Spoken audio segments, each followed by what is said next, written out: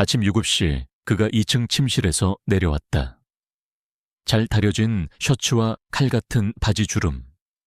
그의 주변 공기는 언제나 몇 도는 더 낮은 것처럼 서늘했다. 그는 복도를 지나가는 해운을 보았지만 마치 투명한 가구를 보듯 시선 한 번 주지 않고 스쳐 지나갔다. 해운은 익숙하게 한쪽으로 비켜서서 그가 지나가기를 기다렸다. 그의 차가운 무관심은 때로는 비수 같았지만 이제는 그녀를 지켜주는 투명한 벽처럼 느껴지기도 했다. 보이지 않는 존재는 상처받을 일도 없으니까 그가 식사를 하는 동안 해운은 다른 직원들과 함께 직원용 식당에서 아침을 먹었다. 넓은 테이블에 마주 앉아 밥을 먹는 다른 직원들과 달리 그녀는 늘 창가 쪽 구석자리에 앉아 조용히 식사를 했다. 외로움은 이제 그녀의 일부가 되어버렸다. 식사를 마친 후 그녀에게는 짧은 휴식 시간이 주어졌다. 그녀는 늘 그랬듯 저택의 가장 깊숙한 곳, 사람들의 발길이 거의 닿지 않는 낡은 온실로 향했다. 먼지 쌓인 유리창과 말라비틀어진 덩굴로 뒤덮인 버려진 공간. 하지만 그 안에는 그녀만의 작은 비밀의 왕국이 있었다. 온실 한쪽 구석, 그녀는 볕이 가장 잘 드는 자리에 죽어가던 난초 몇 개를 옮겨 심고 잎이 누렇게 뜬 양치식물에 영양제를 주며 되살려내고 있었다. 흙을 만지고 식물의 작은 변화를 살필 때 그녀의 얼굴에서는 무표정한 한여의 가면이 벗겨졌다. 그 자리에는 생명에 대한 순수한 애정과 깊은 집중력으로 반짝이는 24살 윤혜원의 진짜 얼굴이 드러났다. 이곳은 그녀의 유일한 성역이었다. 그날 오후 저택의 분위기는 유난히 무거웠다. 이 집의 또 다른 주인이자 권지혁에게는 돌아가신 부모님의 마지막 유산과도 같은 늙은 골든 리트리버 마루가 며칠째 알아놓은 탓이었다. 최고급 동물 병원의 원장이 다녀갔지만 뾰족한 수가 없다는 말만 남기고 돌아갔다. 노쇠한 탓이었다. 권지혁은 서재에서 마루가 누워있는 푹신한 쿠션 옆에 앉아 있었다. 그의 손이 힘없이 늘어진 마루의 등을 천천히 쓸어내렸다. 그의 차가운 표정 아래 누구에게도 들키고 싶지 않은 깊은 슬픔과 무력감이 소용돌이치고 있었다. 마루는 단순한 개가 아니었다. 그의 가장 행복했던 시절, 부모님과 함께 웃고 떠들던 따뜻한 집의 마지막 흔적이었다. 마루가 사라진다는 것은 그 기억마저 사라지는 것을 의미했다. 이 모든 상황을 안타깝게 지켜보던 임 집사는 주방에서 다른 직원과 한숨을 쉬며 이야기하고 있었다. 마루가 저렇게 물 한 모금 안 마시면 정말 큰일인데 그 대화를 구석에서 조용히 그릇을 닦던 혜운이 듣고 있었다. 그녀는 망설였다. 주제 넘은 짓이었다. 하지만 고통스러워하는 늙은 개와 그 곁을 지키는 주인의 외로운 뒷모습이 눈에 밟혀 차마 외면할 수가 없었다. 그녀는 대학 시절 조경학을 공부하며 틈틈이 익혔던 식물학 지식을 떠올렸다. 노견의 기력을 돋우고 위장을 편안하게 해주는 몇 가지 허브가 정원 구석에 자라고 있다는 것을 기억해냈다. 그녀는 용기를 내어 임 집사에게 다가갔다. 저 집사님, 제가 대학에서 식물학을 조금 공부했는데 정원에 있는 허브 중에 기력을 돋우는 종류가 몇 가지 있습니다. 혹시 제가 마루를 위해 그걸로 죽을 한번 끓여봐도 괜찮을까요? 임 집사는 의아한 눈으로 그녀를 보았다. 하지만 지푸라기라도 잡고 싶은 심정에 그녀는 고개를 끄덕였다. 한번 해보게. 허락을 받은 혜운은 조심스럽게 정원에서 허브 몇 종류를 채취해와 정성껏 죽을 끓이기 시작했다. 부드럽게 갈아낸 쌀에 향긋한 허브를 넣고 은근한 불에 오랫동안 구웠다. 주방의 따뜻하고 편안한 향기가 퍼져나갔다. 그녀는 따뜻하게 식힌 죽을 들고 조심스럽게 서재로 향했다. 권지혁은 자리에 없었다. 그녀는 마루 앞에 쪼그리고 앉아 부드러운 목소리로 말을 걸었다. 마루야, 조금만 먹어보자. 응, 기운 내야지. 그녀는 손가락에 죽을 살짝 묻혀 마루의 코앞에 가져다 주었다. 마루는 며칠 만에 처음으로 미미하게 코를 킁킁거렸다. 그리고 이내 힘겹게 고개를 들어 그릇에 담긴 죽을 핥기 시작했다. 한 숟갈, 두 숟갈. 마루는 혜운이 가져온 죽 한 그릇을 깨끗이 비웠다. 임 집사는 문께 서서 그 모든 광경을 숨죽여 지켜보고 있었다. 그녀의 엄격하던 얼굴에 놀라움과 안도감이 스쳐 지나갔다. 그녀는 말이 없고 조용해서 눈에 띄지 않던 이 젊은 하녀를 새로운 눈으로 바라보기 시작했다. 그날 밤 자신의 좁고 소박한 방으로 돌아온 혜운은 침대 밑 상자에서 가장 소중한 보물을 꺼냈다. 낡고 해진 노트 한 권. 표지를 넘기자 그 안에는 전문가 수준의 식물 스케치와 정교한 조경 설계도들이 가득했다. 공원 설계도, 개인 정원 디자인 토양의 산성도에 대한 분석 식물들의 궁합에 대한 메모까지. 한쪽 구석에는 엄마 아빠를 위한 정원이라는 제목의 아름다운 스케치가 그려져 있었다. 그녀의 잃어버린 꿈의 파편들이었다. 그녀는 노트의 세 페이지에 오늘 마루에게 사용했던 허브들의 종류와 효능을 꼼꼼하게 기록했다. 한편 서재에서 서류를 보고 있던 권지혁에게 임 집사가 보고했다. 도련님, 마루가 죽을 먹었습니다. 서류 위를 무감각하게 훑던 지혁의 시선이 멈칫했다. 그의 눈에 희미한 불신과 안도감이 스쳐 지나갔다. 수의사가 다녀갔나? 임 집사는 잠시 머뭇거리다 대답했다. 아닙니다, 도련님. 새로운 윤혜운이라는 아이가 끓인 겁니다. 권지혁의 서늘하고 정돈된 세계에 처음으로 하나의 물음표가 떠올랐다. 그의 세상에 윤혜운이라는 이름이 처음으로 입력되는 순간이었다. 그의 집에서 가장 조용하던 톱니바퀴가 마침내 작은 소리를 내기 시작했다. 마루가 기적적으로 기력을 회복한 후 저택에 얼어붙었던 공기는 미세하게 남아 녹아내렸다. 혜운이 끓인 허브죽은 매일 마루의 식단에 올랐고 권지혁은 더 이상 그녀를 투명 인간 취급하지 않았다. 물론 여전히 말 한마디 건네는 법이 없었지만 적어도 그의 시선이 그녀를 인식하고 스쳐 지나간다는 것을 혜운은 느낄 수 있었다. 그 작은 변화만으로도 그녀의 조용한 일상에는 잔잔한 파문이 일었다. 하지만 그 평온은 오래가지 못했다. 저택은 며칠 후 있을 중요한 행사를 앞두고 분주하게 돌아가기 시작했다. 임 집사와 주방 직원들의 대화를 통해 혜운은 그날의 행사가 얼마나 중요한지 어렴풋이 알게 되었다. 싱가포르에서 오는 귀한 손님들이야. 이번 스마트시티 프로젝트 계약에 사활이 걸려있다더군. 특히 권 대표님께서 공을 들이시는 게 저택의 메인 정원이라고 들었어. 자연과 기술이 어우러진 미래도시의 축소판을 보여주고 싶어 하신다지. 그 정원은 국내 최고의 조경회사 그린마스터즈가 관리하고 있었다. 사계절 내내 완벽한 아름다움을 유지하는 살아있는 예술품과도 같은 곳이었다. 사건은 바로 그 완벽한 정원에서 터졌다. 행사를 사흘 앞둔 오후 권지혁은 그린마스터즈의 대표와 정원을 거닐며 마지막 점검을 하고 있었다. 오만함이 뚝뚝 묻어나는 중년의 대표는 자신의 작품에 대단한 자부심을 느끼는 듯 쉴 새 없이 자랑을 늘어놓았다. 바로 그때 정원사 한 명이 사색이 든 얼굴로 달려왔다. 대대표님, 큰일 났습니다. 장미정원 쪽이 그들이 서둘러 간 곳에는 처참한 광경이 펼쳐져 있었다. 영국에서 직접 공수해온 희귀한 품종의 장미덩굴이 시커멓게 말라 죽어 있었고 벨벳 같던 잔디는 군데군데 누렇게 떠 있었다. 마치 전염병처럼 죽음의 기운이 정원 한쪽에서부터 빠르게 번져나가고 있었다. 이게 무슨... 권지혁의 얼굴이 차갑게 굳었다. 그린마스터즈의 대표는 당황한 기색이 역력했다. 그는 흙을 파보고 잎을 살펴보더니 변명을 늘어놓기 시작했다. 요즘 유행하는 신종 병충해인 것 같습니다. 이건 한 달 안에 해결하는 건 불가능합니다. 어쩔 수 없이 이쪽 구역은 전부 걷어내야. 닥쳐.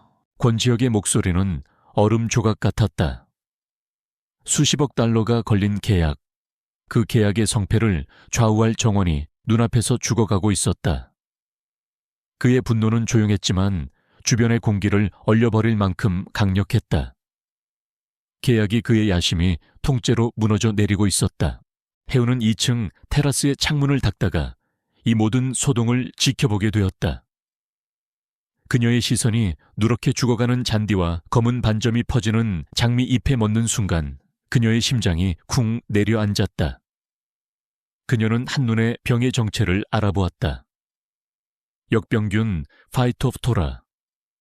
식물계의 암과도 같은 한번 퍼지기 시작하면 걷잡을 수 없는 곰팡 이균이었다.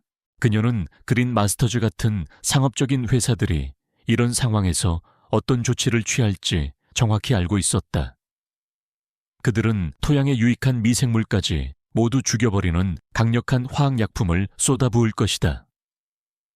그것은 당장의 확산을 막을지는 몰라도 땅의 생명력 자체를 죽여버리는 어리석은 짓이었다. 그녀는 다른 방법을 알고 있었다. 노동집약적이고 더디지만 땅을 살리면서 병을 치료하는 자연적인 방법.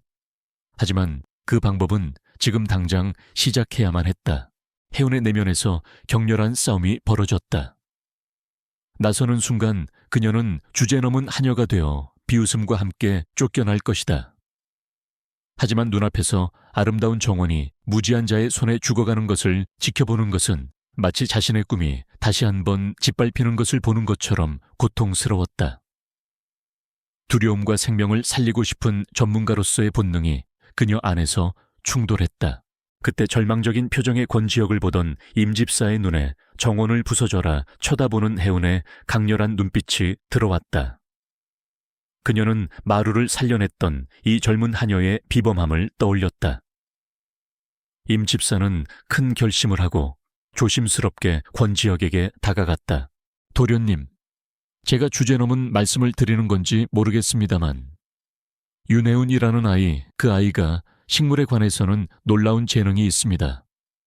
마루를 살린 것도 그 아이입니다. 권지혁은 처음에는 무시했다. 하지만 어떤 희망도 보이지 않는 상황 속에서 그는 임 집사의 말을 마지막 지푸라기처럼 붙잡았다. 그는 해운을 당장 불러오라고 명령했다. 그는 폐허가 된 정원 한가운데 서서 그녀를 기다렸다.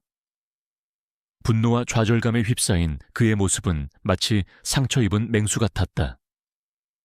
그는 자신의 앞에 와서 고개를 숙이는 작고 가녀린 하녀를 내려다보았다. 임 집사가 그러더군. 네가 식물을 좀 안다고. 그의 목소리에는 노골적인 불신과 조급함이 섞여 있었다. 해우는 공포에 질렸지만 여기서 물러서면 모든 것이 끝장이라는 생각에 용기를 쥐어짰다. 그녀는 떨리는 목소리로 하지만 명확하게 입을 열었다. 이건 단순한 병충해가 아닙니다. 토양 속 과습으로 인한 역병균 감염입니다. 지금 시중의 살균제를 쏟아붓는 것은 땅을 완전히 죽이는 행위입니다. 오히려 그녀는 병의 원인과 자신이 생각하는 해결책을 전문적인 용어를 섞어가며 정확하게 설명했다. 권지혁은 그녀의 지식에 순간 할 말을 잃었다. 하지만 여전히 일개 하녀의 말을 믿을 수는 없었다. 수십억 달러의 계약이 그녀의 손에 달리게 할 수는 없는 노릇이었다. 그러나 그에게 다른 선택지가 있었나 시간은 흘러가고 정원은 죽어가고 있었다. 절망과 분노에 휩싸인 그는 결국 가장 위험한 도박을 하기로 결심했다. 그는 해운에게 최후 통첩을 날렸다. 그의 목소리는 그 어떤 감정도 배제된 채 절대적인 선고처럼 울려 퍼졌다. 48시간을 주지. 아이리리아, 성공하면 네가 원하는 건 뭐든 보상해주겠다. 하지만 실패하면 넌 해고는 물론이고 다시는 이 바닥에 발도 못 붙이게 만들 줄 알아. 그 말을 끝으로 그는 뒤도 돌아보지 않고 저택 안으로 들어가 버렸다. 해운은 죽어가는 정원 한가운데에 홀로 남겨졌다. 그녀의 조용하고 투명했던 삶은 이제 끝났다. 그녀는 무시무시한 무대 위로 내던져졌다. 그녀는 병든 식물들을 그리고 자신의 두 손을 내려다보았다. 공포심 속에서 그녀의 가슴 깊은 곳에 묻어두었던 조경가라는 낡은 꿈의 불씨가 희미하게 타오르기 시작했다. 불가능한 과제. 그녀의 미래 전체를 건도박. 하지만 동시에 어쩌면 그녀의 인생에 다시 없을 단 한 번의 기회이기도 했다. 그녀는 결심한 듯 굳게 입술을 깨물었다. 그녀의 눈빛은 더 이상 두려움에 떨고 있지 않았다. 권지혁의 최후 통첩은 선고이자 동시에 시작을 알리는 총성이었다. 윤혜우는 단 1초도 지체하지 않았다. 공포에 잠식당할 틈조차 스스로에게 허락하지 않았다. 그녀는 곧장 직원용 탈의실로 달려가 가장 편한 작업복으로 갈아입고 낡은 장화를 신었다. 두려움은 여전히 혈관을 타고 흘렀지만 이제 그것은 그녀를 마비시키는 독이 아니라 심장을 뛰게 하는 연료가 되어주고 있었다. 그녀가 가장 먼저 향한 곳은 정원 창고였다. 그녀를 못마땅한 눈으로 쳐다보는 정원사들 앞에서 그녀는 묵묵히 자신의 일을 시작했다. 그녀는 말로 권위를 세우려 하지 않았다. 오직 행동으로 증명할 뿐이었다. 그녀는 먼저 정원 전체를 샅샅이 훑으며 피해 상황을 정확히 진단했다. 이미 회생이 불가능한 식물에는 붉은 리본을 살릴 수 있는 식물에는 푸른 리본을 묶었다. 그녀의 움직임은 효율적이고 단호했다. 이쪽은 이미 뿌리까지 균이 퍼졌습니다. 아깝지만 전부 뽑아내서 태워야 합니다.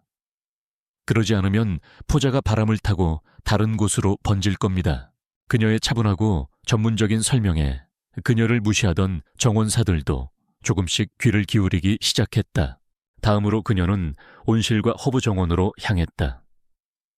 역병균에 강력한 항진균 효과가 있는 계피, 캐모마일, 마늘 등의 재료들을 직접 채취했다. 그녀는 거대한 통에 재료들을 넣고 전통 방식의 천연 살균제를 만들기 시작했다. 각 재료가 어떤 역할을 하는지, 왜 이 비율로 섞어야 하는지를 논리적으로 설명하는 그녀의 모습에 정원사들의 눈빛에 떠돌던 의심이 조금씩 옅어지고 있었다. 작업은 밤새도록 이어졌다. 임시로 설치된 투광 조명 아래 해우는 흑투성이가 된 얼굴로 남자 정원사들 사이에서 묵묵히 일했다. 작은 체구에서 뿜어져 나오는 놀라운 체력과 지치지 않는 열정에 모두가 혀를 내두를 정도였다. 그녀는 더 이상 그저 청소하는 하녀가 아니었다. 죽어가는 정원을 살리기 위해 전장에 나선 야전 사령관이었다. 그 모든 광경을 권지혁은 불 꺼진 자신의 서재에서 지켜보고 있었다. 그는 일을 할 수가 없었다. 그의 시선은 온통 아래층 정원에서 분주하게 움직이는 작은 인형에 고정되어 있었다. 그는 당연히 실패를 예상했다. 하지만 그가 지금 보고 있는 것은 절망적인 상황에 맞서 싸우는 한 명의 전문가였다. 조용한 카리스마, 해박한 지식, 그리고 식물을 향한 경건하기까지 한 열정. 그의 눈에서 한여라는 껍데기가 벗겨지고 그 자리에 윤혜운이라는 한 사람의 예술가가, 전문가가 보이기 시작했다. 그는 존경심과 함께 아주 낯설고 혼란스러운 감정이 자신의 마음속에서 싹트는 것을 느꼈다. 그녀를 보호하고 싶다는 불합리한 본능이었다. 바로 그때 저택의 권지혁의 누나인 권지연이 들이닥쳤다. 정원에 큰 문제가 생겼다는 소식을 듣고 한달음에 달려온 터였다. 그녀의 눈에 가장 먼저 들어온 것은 하녀 복장을 한 혜은이 정원사들에게 이래라 저래라 지시를 내리는 기가 막힌 광경이었다. 지연은 뿌리 깊은 계급적 편견을 가진 사람이었다. 그녀의 눈에는 이 위기를 기회 삼아 동생의 눈에 띄어보려는 분수를 모르는 어린 계집애의 모습만 보일 뿐이었다. 전문성이 아닌 천박한 야망을 본 것이다. 그녀는 곧장 정원으로 달려가 혜은의 앞을 막아섰다. 너 지금 뭐 하는 짓이야? 그녀의 목소리는 경멸감으로 가득 차 날카로웠다. 하녀 주제에 정원사라도 된 것 마냥 행세하는 거니 내 분수를 알아야지. 혜은은 지친 몸을 일으켜 그녀를 마주보았다. 이 정원을 살리고 있습니다, 사모님. 그녀의 차분하고 당당한 대답이 지연의 분노에 더욱 불을 지폈다. 혜은을 굴복시키는 데 실패한 지연은 곧장 지혁의 서재로 향했다. 권지혁, 너 눈은 장식으로 달고 다니니 저 애가 지금 무슨 짓을 하는지 보고도 가만히 있는 거야. 저건 전형적인 사기꾼의 수법이야. 이 상황을 이용해서 내 관심을 끌려는 거라고. 저 애가 모든 걸 망치고 우리 집안을 웃음거리로 만들기 전에 당장 저 애를 해고해. 지연은 삿대질까지 해가며 쏘아붙였다. 지혁은 누나의 분노에 찬 비난을 말없이 듣고 있었다. 하지만 그의 시선은 여전히 창밖 투광 조명 아래서 헌신적으로 일하고 있는 혜은의 모습에 고정되어 있었다. 그의 한쪽 귀에는 가족의 편견에 가득 찬 비난이, 다른 쪽 눈에는 자신이 직접 목격하고 있는 진실이 있었다. 그는 처음으로 가족의 계급적인 편견이 아닌 자기 자신의 눈을 믿기로 결심했다. 그는 천천히 누나를 향해 돌아섰다. 그의 목소리는 위험할 정도로 조용했다. 누나, 아우이, 저 아이에게 모든 권한을 준 건 나야. 그러니까 방해하지 마. 자기 일을 하게도. 그것은 그의 인생에서 아주 중요한 전환점이었다. 그가 처음으로 자신의 가족이 가진 세계관에 정면으로 도전하며 한없이 약한 존재인 혜은의 편에 서준 순간이었다. 지연은 동생의 싸늘한 대답에 충격과 분노로 할 말을 잃은 채 서 있었다. 창밖에서는 자신의 편에 서서 벌어진 이 조용한 전쟁을 알지 못한 채 혜은이 묵묵히 자신의 일을 계속하고 있었다. 죽음의 문턱에서 생명을 되살리기 위해 싸우는 고독하고 단단한 모습이었다. 갈등의 씨앗은 뿌려졌다. 하지만 그와 동시에 두 주인공 사이의 신뢰라는 씨앗 역시 그 흙 속에서 조용히 싹을 틔우고 있었다.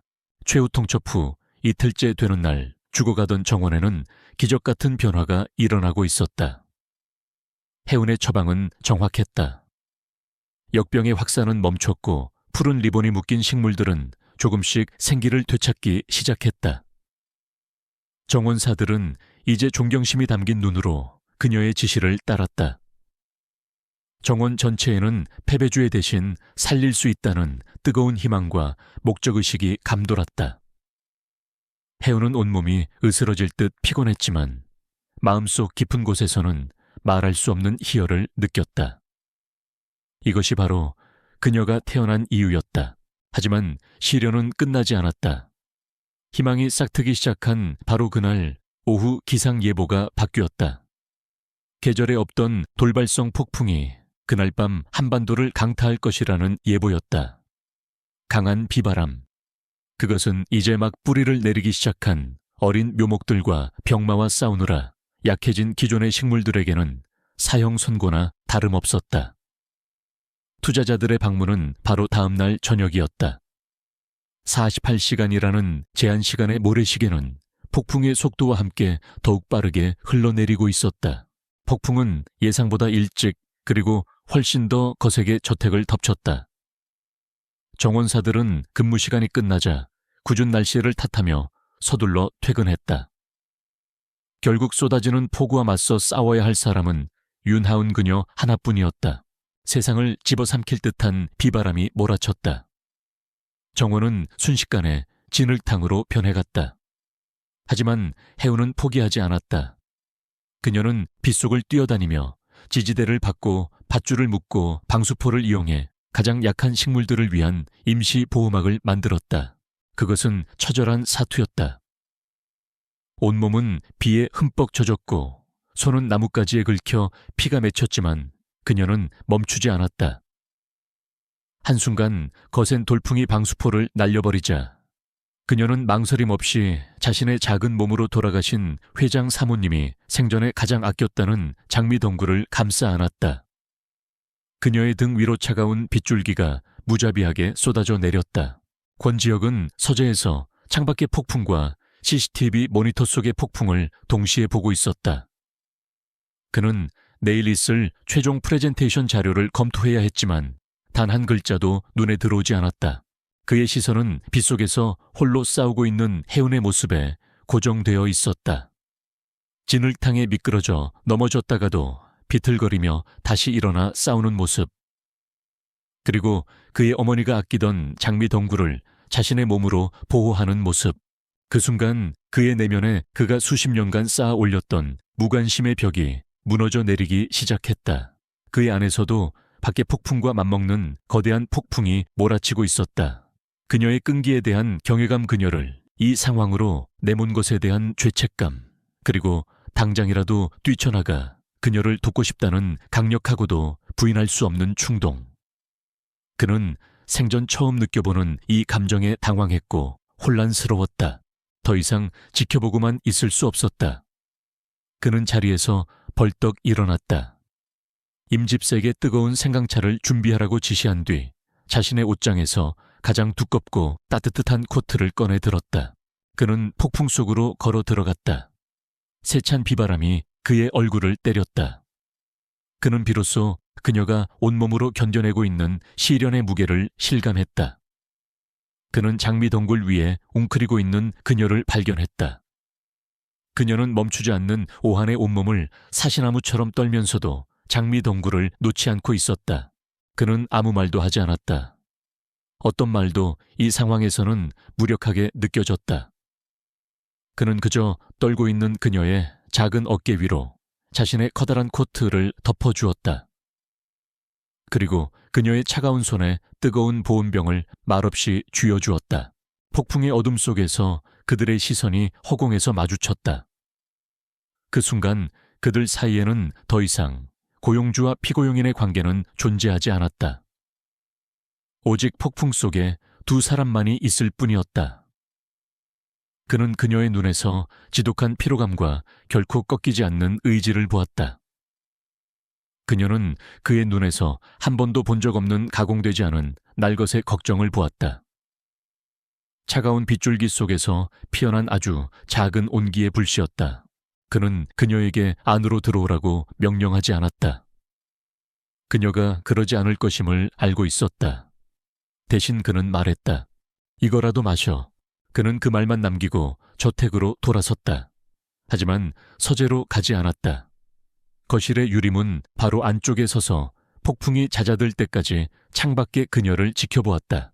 그의 크고 따뜻한 코트에 둘러싸인 차의 해운은 뜨겁고 달콤한 생강차를 한 모금 마셨다. 온기가 얼어붙었던 몸속으로 퍼져나갔다. 육체적인 시련은 극한에 달했지만 그녀는 이 거대하고 차가운 저택에서 처음으로 완전히 혼자는 아니라고 느꼈다. 폭풍의 어둠 속에서 피어난 이 조용하고 위태로운 교감의 순간 위로 밤은 깊어가고 있었다.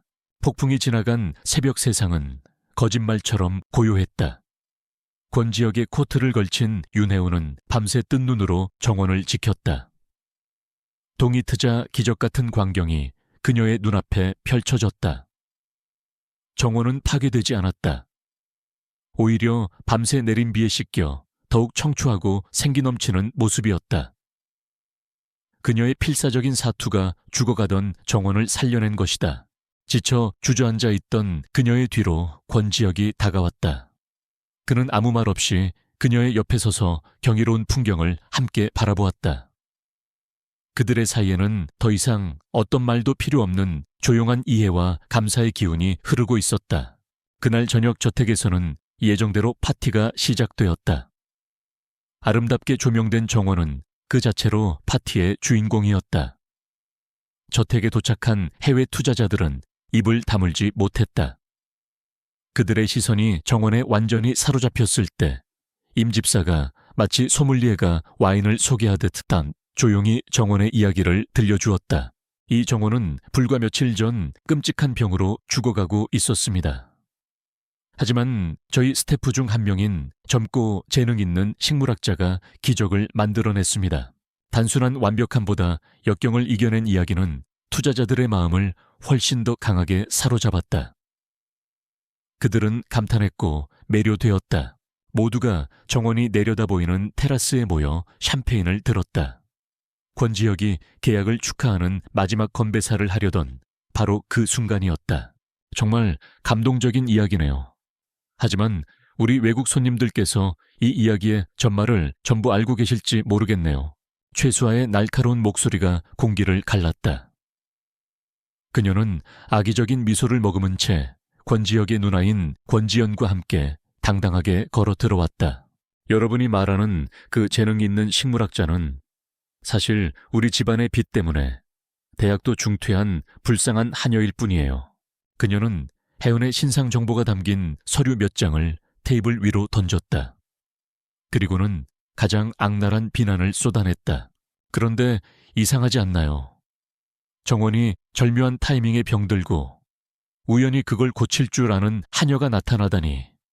이건 전부 저 여자가 권 대표의 관심을 끌기 위해 꾸민 자작극이에요. 처음부터 정원을 망가뜨린 것도 저 여자일 겁니다. 남자를 유혹해서 인생을 바꿔보려는 아주 교활한 꽃뱀이라고요. 분위기가 순식간에 얼어붙었다. 투자자들은 당혹감과 의심이 뒤섞인 눈으로 서로를 쳐다봤다. 모든 시선이 직원 유니폼을 입은 채 구석에 서 있던 해운에게로 향했다. 그녀의 얼굴이 새하얗게 질렸다. 권지연이 차갑게 고개를 끄덕이며 거들었다. 내 동생은 마음이 너무 약해요. 저 아이는 처음부터 저런 꿍꿍이를 품고 있었던 게 틀림없어요. 세상이 무너져 내리는 것 같았다. 투자자들이 뒷걸음질 치기 직전 권지혁이 움직였다. 그는 놀라울 정도로 침착했다. 아주 흥미로운 가설이군, 최수아 씨. 그의 목소리는 위험할 정도로 부드러웠다. 그는 프레젠테이션을 위해 설치해두었던 대형 스크린을 가리켰다. 다행히도 나는 근거 없는 비난보다는 데이터를 믿는 사람이라서 말이야. 그는 김 비서에게 신호를 보냈다. 스크린에 영상 하나가 재생되었다. 일주일 전 날짜가 찍힌 CCTV 영상. 그린 마스터즈의 직원들이 해질 역해 몰래 정체불명의 용기를 가져와 토양에 무언가를 뿌리는 장면이 선명하게 담겨 있었다. 그 용기의 디자인을 검색하자 사용이 금지된 강력한 제초제 성분이라는 정보가 바로 떴다. 군중 속에서 경악의 탄성이 터져나왔다. 이 정원에서 벌어진 유일한 사보타주는 내일 아침 소송장을 받게 될 무능한 회사의 짓이었지. 권지혁의 목소리가 조용한 분노를 담고 울려 퍼졌다. 그리고 그는 해운을 향해 돌아섰다. 그의 목소리는 이제 모두가 들을 수 있도록 따뜻함과 자부심으로 가득 차 있었다. 윤혜운 씨가 한 일은 계략이 아니었소. 그것은 진실성이었고 열정이었으며 이 정원의 그 어떤 식물보다도 희귀한 재능의 증명이었습니다. 그는 투자자들을 향해 말했다. 이것이 우리 아르테의 정신입니다. 우리는 재앙 앞에서 도망치지 않습니다. 숨겨진 재능을 찾아내고 전문성을 신뢰하며 폐허를 기적으로 바꿉니다. 이 정원이 바로 여러분께 드리는 우리의 약속입니다. 그 말을 들은 수석 투자자가 환하게 웃으며 자신의 잔을 높이 들었다. 기적을 위하여, 그리고 그 기적을 만들어내는 사람들을 위하여 계약합시다, 권 대표님. 계약은 그 자리에서 성사되었다. 테라스에는 우레와 같은 박수 소리가 터져 나왔고 이제 모든 이들의 시선은 경외감을 담아 해운을 향해 있었다. 최수아는 굴욕감에 얼굴이 새빨갛게 달아올랐다. 권지연은 자신의 동생과 해운을 번갈아 쳐다보며 얼굴에서 확신이 무너져 내리고 그 자리에 부끄러움과 혼란이 들어서는 것을 느꼈다. 해운은 축하의 인파 속에서 어찌할 바를 모르고 서 있었다. 그때 권지혁이 다른 모든 사람들을 뒤로하고 그녀에게로 걸어왔다. 그는 아무 말도 하지 않았지만 그의 눈빛이 모든 것을 말해주고 있었다. 그는 이 모든 권력자들 앞에서 흙먼지가 묻은 그녀의 손을 부드럽게 감싸 쥐었다. 조용하지만 세상에서 가장 확실, 파티가 끝난 다음 날 저택은 언제나처럼의 고요를 되찾았다. 하지만 그 고요의 결은 이전과 달랐다. 차갑고 텅 빈 정적이 아니라 따스하고 충만한 평온함이었다. 세상은 기적의 정원사에 대한 이야기로 떠들썩했지만 윤혜우는 자신의 성역인 온실 안에서 조용히 식물들을 돌보고 있었다. 어젯밤의 일들이 마치 한바탕의 꿈처럼 비현실적으로 느껴졌다. 압도적인 안도감, 그리고 앞으로 무엇이 어떻게 될지 모르는 희미한 불안감. 그때 온실의 낡은 문이 열리며 권지연이 들어왔다.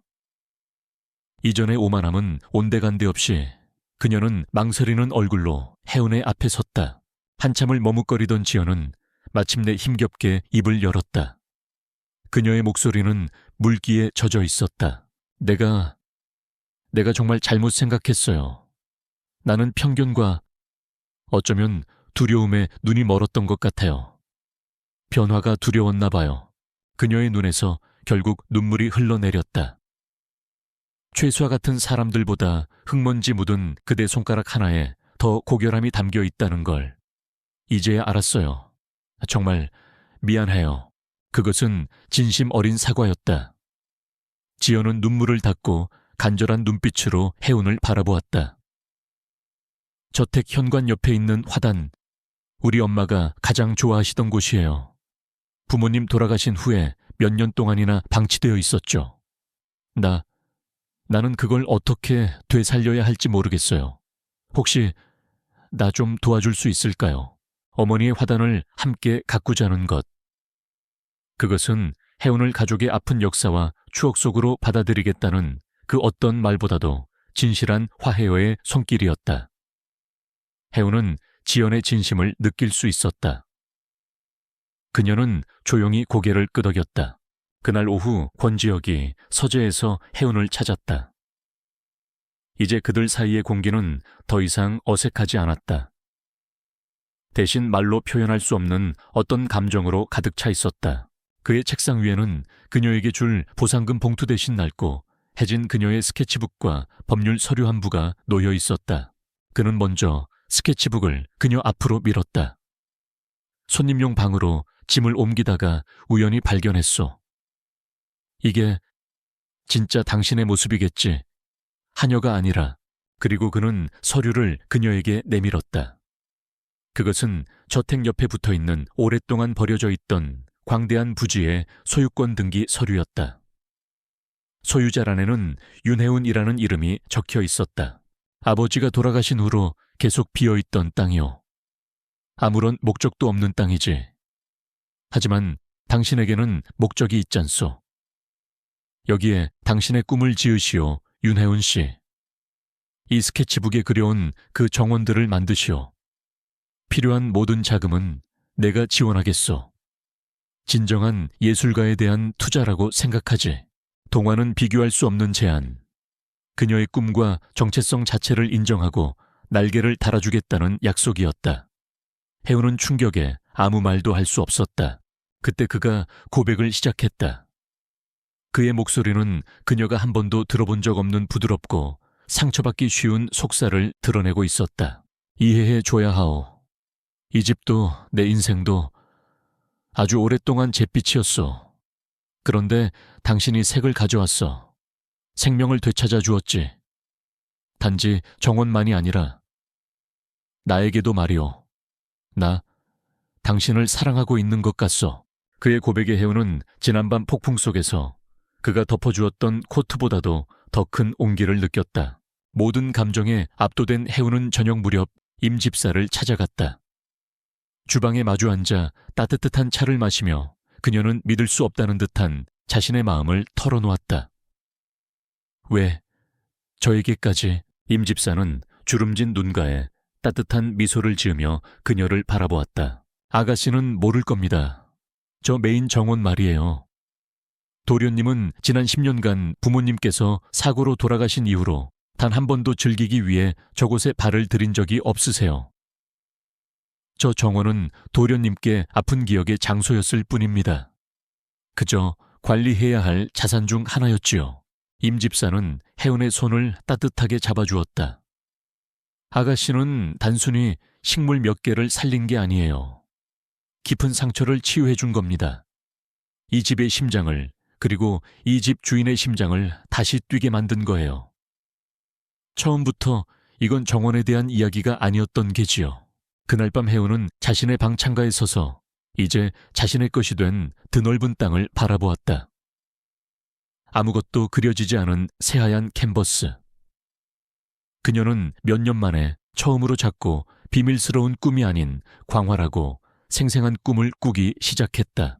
권지혁의 고백과 그가 건넨 땅은 잘한 일에 대한 보상이 아니었다. 그것은 새로운 삶 함께할 미래로의 초대장이었다. 해운은 자신의 낡은 스케치북을 펼쳤다. 그리고 떨리지만 단단한 손길로 비어있는 첫 페이지에 새로운 선 하나를 그리기 시작했다. 모든 것이 끝난 곳에서 모든 것이 새롭게 시작되고 있었다. 그리고 2년의 시간이 흘렀다. 한때 버려졌던 저택 옆의 황무지는 이제 서울에서 가장 아름다운 명소 중 하나인 해운의 정원으로 다시 태어났다. 계절마다 다른 빛깔의 꽃들이 피고 지는 산책로 희귀한 식물들이 자라는 유리 온실, 그리고 아이들의 웃음소리가 끊이지 않는 작은 연못까지. 그곳은 윤혜운의 꿈이 현실이 된 공간이자 많은 사람들에게 위안과 휴식을 주는 살아있는 예술 작품이었다. 하녀 윤하운은 이제 없었다. 대신 지속가능한 디자인과 영혼이 담긴 설계로 조경계에 떠오르는 신성신싱 이된 윤하운 소장이 있었다. 차가운 침묵만이 흐르던 권지역의 저택은 이제 온기와 웃음소리, 그리고 작은 아이의 발소리로 가득 찼다. 그들은 결혼했다. 재계의 얼음 왕자였던 권지혁은 이제 회의 시간에도 아들 사진을 보며 미소 짓는 아들 바보가 되었다는 소문이 자자했다. 화창한 어느 봄날 오후 해운의 정원에서는 특별한 수업이 열리고 있었다. 토양의 목소리를 들으려고 노력해야 해요. 식물이 우리에게 보내는 신호를 읽는 거죠. 책에 있는 지식보다 바로 이 흙 속에 더 많은 답이 있답니다. 윤혜운은 흙을 직접 만져가며 한 무리의 대학생들에게 조경 디자인에 대해 가르치고 있었다. 그들은 혜운이 사제를 털어 만든 자신처럼 어려운 환경의 학생들을 위한 장학 프로그램의 첫 수혜자들이었다. 그녀는 그저 지식을 가르치는 것이 아니었다. 그녀는 자신의 경험과 열정, 그리고 꿈을 나누어 주고 있었다. 수업이 진행되는 동안 권지혁이 어린 아들 윤재의 손을 잡고 정원으로 들어섰다.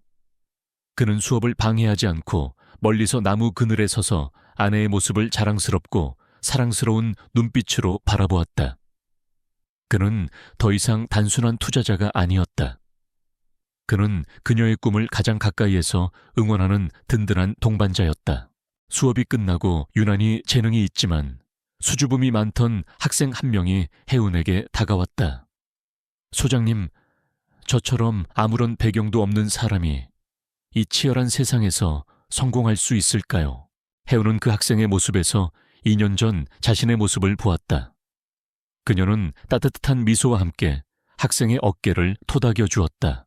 외부에서 인맥을 찾으려고 하지 말아요. 땅과 먼저 교감하고 자신의 꿈과 깊이 연결되세요. 그 연결이 진심이라면 세상이 결국 당신과 연결될 거예요. 그녀는 이제 자신의 길을 따라오는 또 다른 씨앗에게 희망을 물려주고 있었다. 해가 저물 무렵 세 사람은 해운의 정원을 나와 저택의 메인 정원으로 향했다.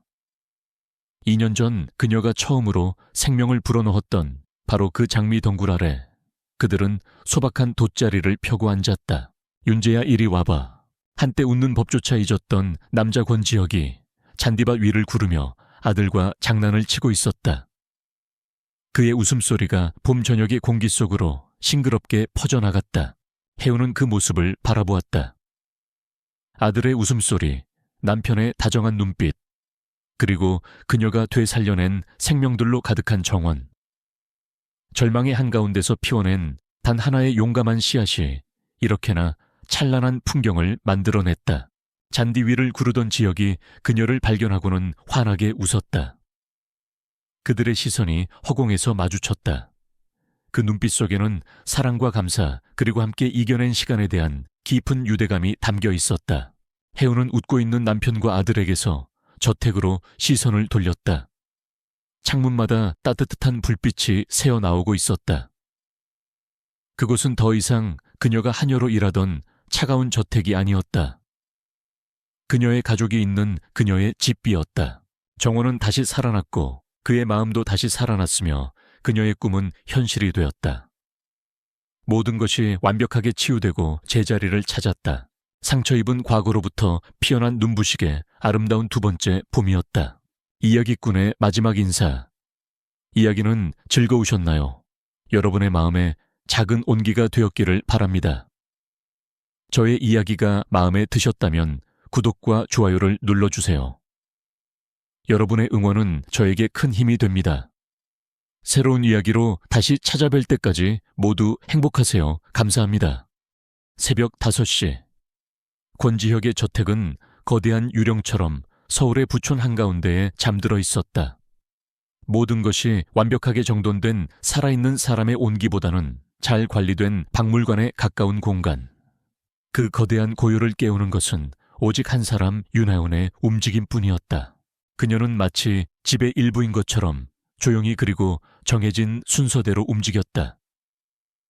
대리석 바닥을 김이 서릴 정도로 닦고 먼지 한 톨 없는 가구 위를 다시 한번 쓸어내고 밤사이 흐트러진 쿠션을 각을 맞춰 바로잡았다. 그녀는 이 집의 유령이었다. 그녀의 존재는 그녀가 남긴 깨끗함으로만 증명될 뿐 누구의 눈에도 띄지 않았다. 특히 이 집의 주인 권지혁의 눈에는 더더욱 그랬다.